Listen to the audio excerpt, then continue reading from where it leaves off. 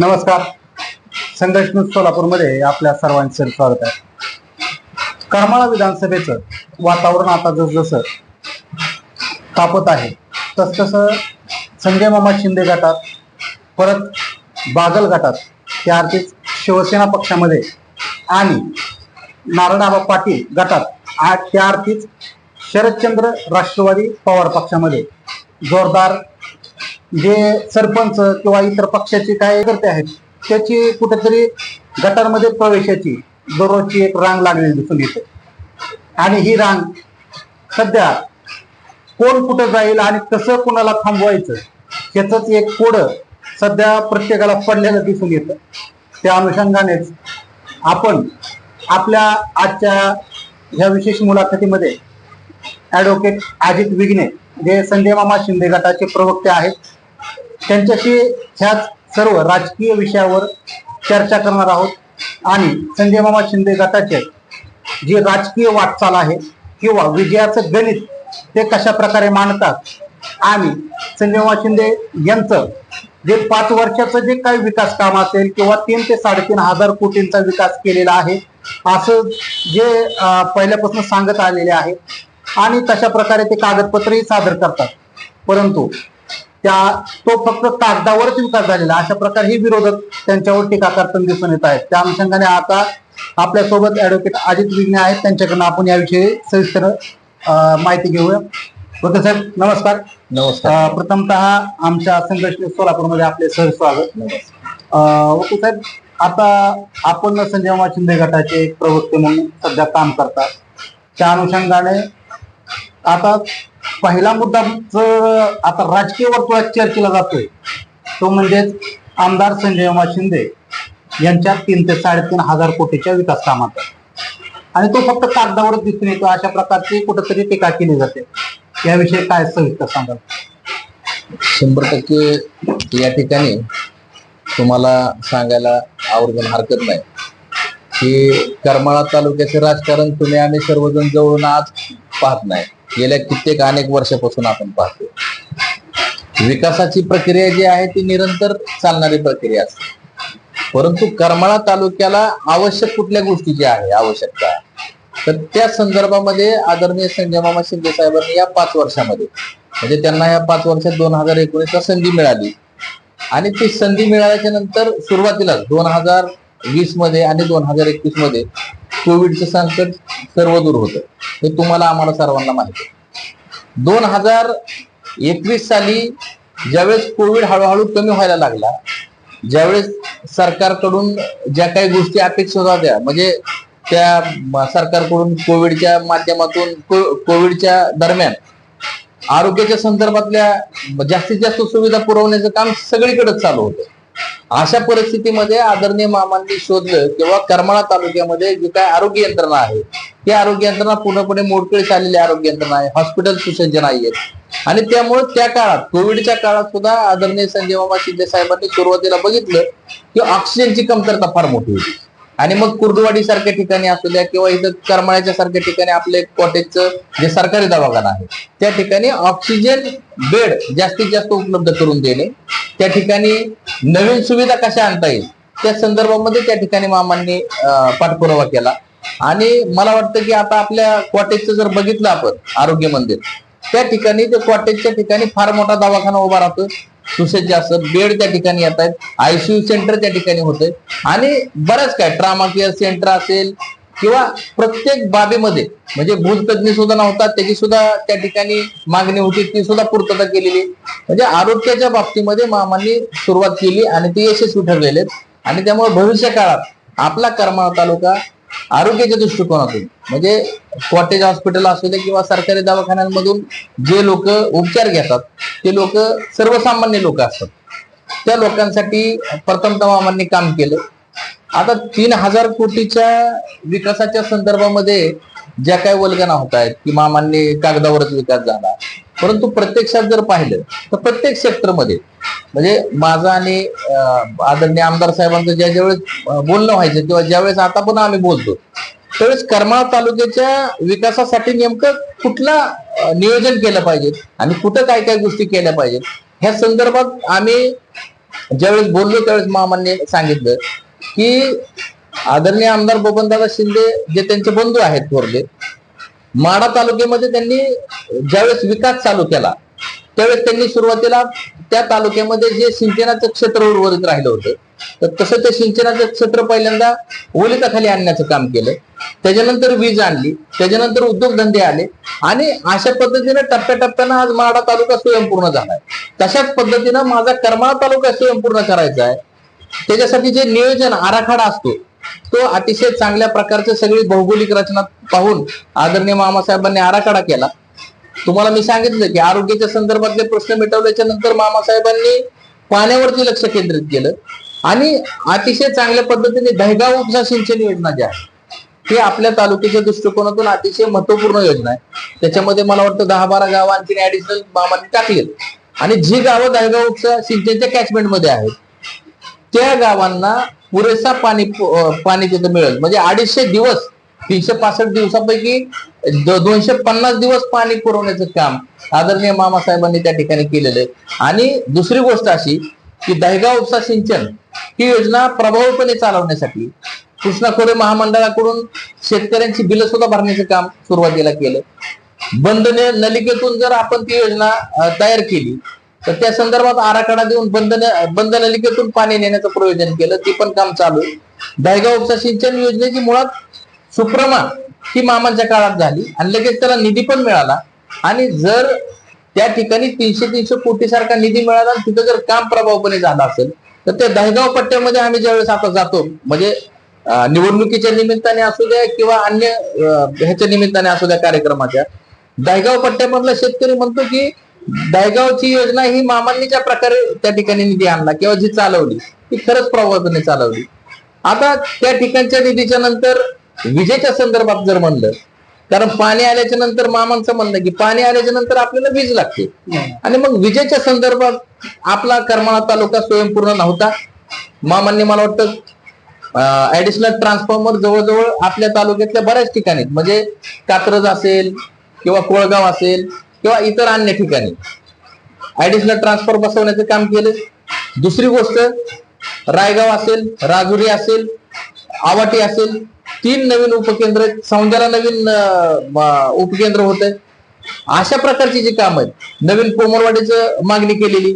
म्हणजे करमाळा तालुक्यामध्ये ज्या ज्या ठिकाणी आवश्यकता आहे त्या त्या ठिकाणी कशाची आवश्यकता आहे ह्याचा परिपूर्ण अभ्यास मामांनी केला आणि त्याच्यानुसार मामांनी एक एक विषय सोडवत आतापर्यंत म्हणजे हे विरोधकांचं काम आहे की कुठं 3000 कोटीचा विकास केला. आमच्याकडे पुरावेत, आम्ही त्याचे पुरावे सादर करू शकतो.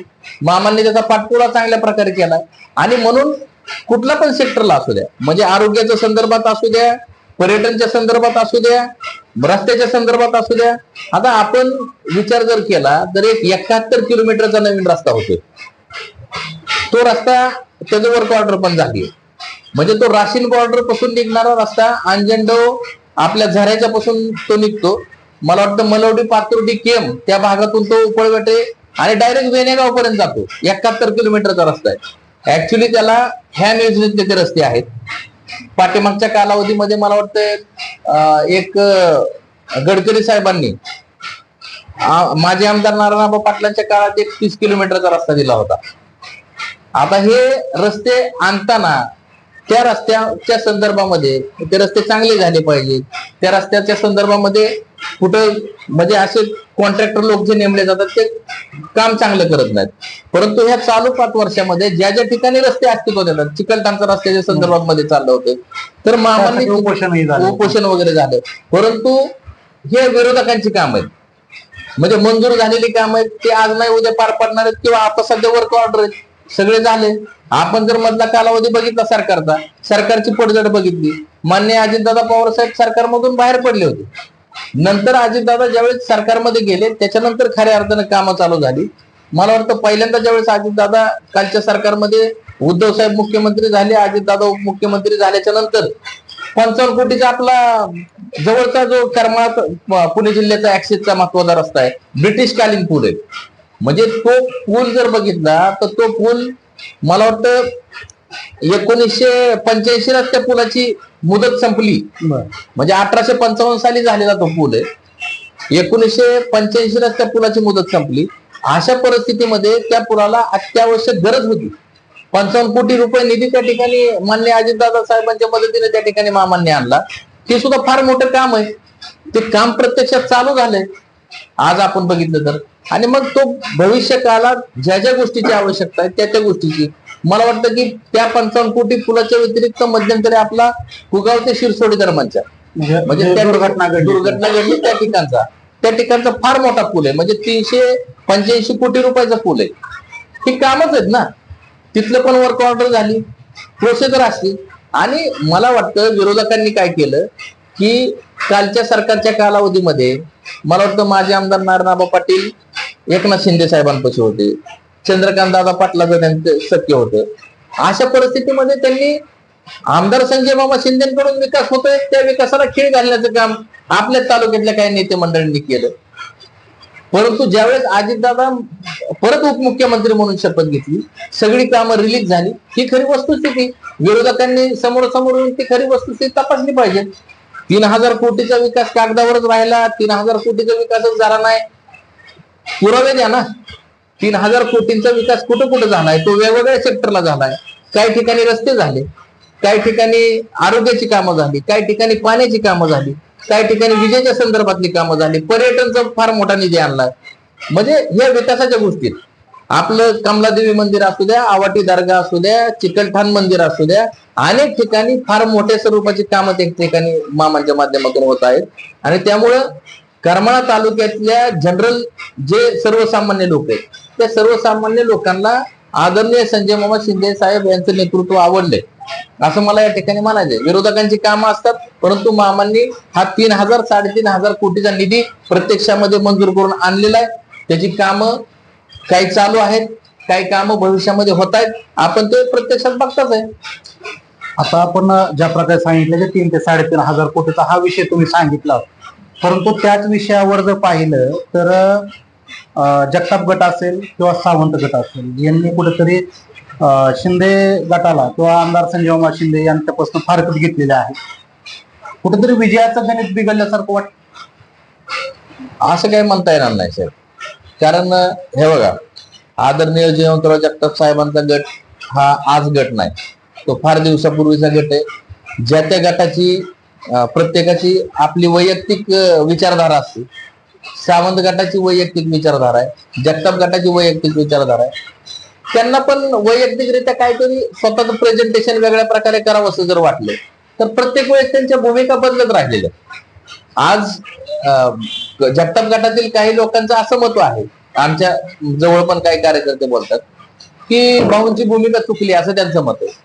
की त्यांना असं वाटत होतं की कालच्या 5 वर्षामध्ये जे बागल गटाच्या आमदारकीच्या कालावधीमध्ये म्हणा किंवा पाटील गटाच्या आमदारकीच्या कालावधीमध्ये म्हणा, जगताप गटाच्या लोकांची फार मोठी पिछाड झाली होती. राजकीय असू दे किंवा बाकीच्या सगळ्या दृष्टिकोनातून असू दे, त्या लोकांना कुठेतरी आधार पाहिजे होता. आणि ज्यावेळेस जयवंतराव जगताप भाऊ आणि आदरणीय संजय मामा शिंदे साहेब यांची युती झाली, त्या युतीच्या माध्यमातून आता कालची मार्केट कमिटीचं इलेक्शन जर पाहिलं तर शिंदे मामा गटाच्या कुठल्याही कार्यकर्त्यांनी साधी एक उमेदवारी ठेवली नाही. ही तुम्ही पण वस्तुस्थिती पाहिलेली. बाकीच्या गटांनी तर 2-2 घेतलेले. आता हे राजकारणामध्ये काही गोष्टी बोलल्या जातात, काही गोष्टी होतात, परंतु ज्या त्या गटाची स्ट्रॅटर्जी, आता तुम्ही गट संजय मामा शिंदेपासून फारकत घेऊन ज्यावेळेस तुम्ही दुसऱ्या गटाला जाऊन मिळणार आहे तर तुम्ही थोडंच संजय मामा शिंदेचं गोडवं जाणार आहे, तुम्ही त्यांच्यावर टीका टिप्पणी करणार आहे. परंतु मला या ठिकाणी आवर्जून सांगायचे की करमाळा तालुक्याच्या सर्वसामान्य मतदाराला, जनतेला तुमच्या टीका टिप्पणीला काही सुद्धा ते महत्व देणार नाहीत.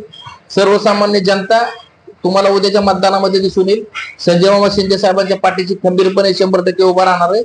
मला या ठिकाणी आवर्जून सांगायचे की 2014 ला संजय मामा शिंदे साहेब उभा राहिले त्यावेळेची परिस्थिती बघा, त्याच्यानंतर 2019 ची परिस्थिती बघा. 2014 ची जर आकडेवारी पाहिली आणि 2019 ची जर आकडेवारी पाहिली तर 2014 ला मामांना अतिशय नगण्य मतदान होतं. म्हणजे प्रत्येक बूथवर जर बघितलं तर कुठं 25, 50, 100 अशा प्रकारचं मतदान होतं. आपल्या करमाळा तालुक्याच्या 118 गावात, 36 गावामध्ये त्यांना चांगलं होतं. 2014 साली सुद्धा एक 2200 मतं म्हणजे एक 1100 मतं जर संजय मामा शिंदेना असती 2014ला, तर त्यावेळेस ते सुद्धा विजयापर्यंत पोहोचले असते. म्हणजे तो डिफरन्स कमी नव्हता त्यावेळेस. मला वाटतं की जयवंतराव जगताप साहेब स्वतः उभे होते त्या निवडणुकीत. आणि त्याच्यानंतर 2019ला जी निवडणूक झाली, त्या 2019च्या निवडणुकीमध्ये सुद्धा संजय मामा शिंदे साहेबांनी 5,500 मताधिक्य घेऊन ते निवडून आले. जी 2014ची लढत होती ती 2019ला आहे. म्हणजे 2014ला रश्मिताई बागल त्या ठिकाणी उमेदवार शिवसेनेचे नारायणआबा पाटील बरोबर आणि संजय मामा शिंदे हीच लढत झाली होती. एक मतदान मोजणीच्या वेळेस ते पोस्टल मतदानाचा गोळ झाला, त्या ठिकाणी बरंच वादंग झालं आणि त्याच्यामध्ये नारायणआबा पाटलांचा निसटता त्या ठिकाणी विजय झाला थोड्या मतांनी. त्याच्यानंतर 2019ची परिस्थिती हेच उमेदवार प्रतिस्पर्धी. आणि आता फक्त काय झालं की रश्मिदिदी बागल यांची उमेदवारी न ठेवता बागल गटाने नवीन चेहरा समोर आणलाय दिग्विजय बागलांचा. परंतु मला असं वाटतं की हे तिन्ही गट आजच्या लेवलला प्रत्येक गटाचे म्हणजे आदिनाथ मकाई कारखान्याचा जरी कारभार चुकीच्या प्रकारे झाला म्हणून कोण बोंबलत असलं तरी सुद्धा त्यांचा एक गट आहे बागल गट सुद्धा त्या ठिकाणी चांगली मतं 118 गावात घेऊ शकतो असा माझा अभ्यास आहे. त्या ठिकाणी जरी भाऊंचा गट आणि सावंत गट आता ह्यांना जाऊन मिळाला असला आम्हाला, तरी सुद्धा कालच्या वेळेची शहरातली परिस्थिती जर पाहिली तर बागल गट, तर भाऊंचा गट, नंतर सावंत गट, कन्हैया देवींचा गट, असे काय सगळे छोटे मोठे गट जे होते ते सगळे गट येऊन संजय मामा शिंदेला मिळाले होते 2019ला. ह्या सगळ्यांची ताकद ज्यावेळेस पणाला लागली त्यावेळेस त्यांनी साधारण 5,000 मतं शहरात घेतली होती. परंतु विरोधी जे उमेदवार होते त्या दोघांना पण म्हणजे मला वाटतं बागल गटाला 4,000 मतांच्या आसपास मतं मिळाली. 3,500 मतं नारायणआबा पाटलांना मिळाले. नारायणआबा पाटलांकडे शहरात फक्त त्यावेळेस महेश चिवटे आणि बाकीचे सर्वसामान्य कार्यकर्ते होते. तशाच प्रकारची परिस्थिती आज करमाळा ह्याच्यामध्ये झालेली की मी म्हणतोय 1,000-1,500 मताचा फरक राहू शकतो, परंतु ते सगळं मताचं कवरी मामांचं झालेलं आहे. कारण आज जर परिस्थिती बघितली तर 2014च्या नंतर मामा जिल्हा परिषदला अध्यक्ष झाले. त्यांनी करमाळा तालुक्याच्या 118 गावात निधी देण्याचं काम केलं. त्याच्यामुळे 2019ला मामांचं मतदान वाढलं, कार्यकर्ते वाढले. आज 2024ला मामांचे सर्वत्र 118 गावात एकदम मजबूत कार्यकर्ते झाले. मामांना सगळ्यात महत्वाचं कार्यकर्ते चांगले मिळाले. आणि त्याच्यामुळं राजकारण हे नेहमी बदलत असतं की आपल्या करमाळा तालुक्यामध्ये गटातटाचं राजकारण चालतं ह्या सगळ्या गोष्टीत साहेब, पत्रकार साहेब. परंतु ह्याच्यामध्ये एक जर आपण पाहिलं तर मला असं वाटतं की बाबा जगताप भाऊंचा गट ह्यांना जाऊन मिळाला पाटील गटाला, किंवा सावंत गट पाटील गटाला जाऊन मिळाला. परंतु जे काय रायगाव गटामध्ये सिटीमध्ये जे काय असे नवीन उभारी घेणारे गट आहेत ते सर्व गट आज भारतीय जनता पार्टीचे असणारे गणेश चिवटे त्यांच्या बरोबरची सर्व त्यांचे कार्यकर्ते आज ह्यांना जाऊन मिळत आहेत, मामांच्या आमच्याकडं पाठिंबा देत आहेत. आणि त्यामुळं राजकारणामध्ये ह्या घडामोडी चालत असतात. एक गट गेला तर दुसरा कुठला तरी गट मिळत असतो आणि 118 गावामध्ये मामांचं मताधिक्य वाढतंय. म्हणजे मामांना जो लीड घ्यायचा आहे, मामांना जो समजा एखाद्या गावामध्ये नारायणआबा पाटलांचं प्राबल्य तर तिथं डिफरन्स जो आहे तो डिफरन्स मामांनी मतदानाच्या माध्यमातून कमी केलेला दिसून येतोय. आणि त्याच्यामुळं विजय हा मामांचा सोपा होणार आहे. 36 गावामध्ये आज पण त्या ठिकाणी मामांचा गट फार मोठ्या ताकदीने, मला वाटतं की विरोधकांकडे बूथवर थांबायला एजंट सुद्धा मिळणार नाहीत. मी स्वतः 2014-19 नारायणआबांचं काम केलं. त्या ठिकाणची परिस्थिती काय असते बूथवर 36 गावातली ही मी स्वतः अनुभवली. मी आता बघतोय कार्यकर्ते जे त्यांचे दिसत आहेत ते जुने जे कार्यकर्ते काय ठरावे तेवढेच 4-2 कार्यकर्ते घेऊन ते करत आहेत, तेवढेच 4-2 कार्यकर्ते. त्यामुळं कुठेही फरक पडणार नाही. संजय मामा शिंदे साहेबांचं 118 गावातलं मतदान जे वाढलेलं आहे तेच विजयाचं गणित आहे. आणि त्यामुळं 100% पुन्हा एकदा संजय मामा शिंदे यांना या करमाळा तालुक्यातून जास्तीत जास्त संधी मिळणार आहे. साधारण 17-18 हजाराच्या फरकाने मामा निवडून येतील.